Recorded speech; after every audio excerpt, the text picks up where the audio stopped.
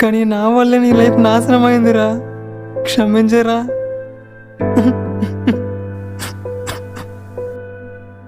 ఇప్పుడు ఈ డబ్బు ఎవరికి ఇస్తావరా?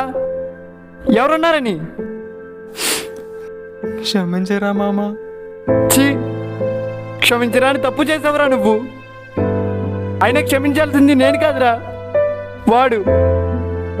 వాడే ఉండుంటే నిన్ను క్షమించేవాడేమోరా. ఇప్పుడు వాడే లేడు, ఎవడు క్షమిస్తాడరా నిన్ను? ఛీ.